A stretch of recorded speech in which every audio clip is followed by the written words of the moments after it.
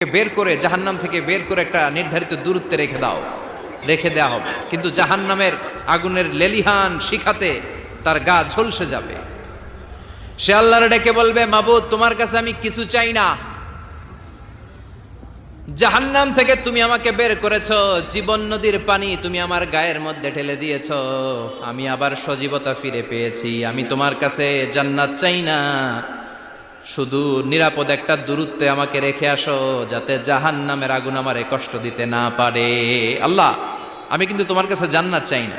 কি চাই না? জান্নাত চাই না, কিন্তু জাহান্নামের আগুন আমারে কষ্ট দিচ্ছে, এতটা দূরত্বে রাখো যাতে জাহান্নামের আগুন আমার গায়ে না লাগে। আল্লাহ বললেন, ওকে রাখবো, কিন্তু আমার সাথে একটা কন্ট্রাক্টে যেতে হবে, যে এটা তোমাকে দিলে তুমি আর নতুন করে কিছু চাবা না। সে বলবে আমি রাজি, কন্ট্রাক্ট হয়ে যাবে। আল্লাহ জিব্রাইলকে বলবেন, যাও এমন দূরত্বে রাখো যাতে জাহান্নামের আগুন ওরে কষ্ট না দেয়, রেখে আসা হবে। অনেক দিন সে ওখানে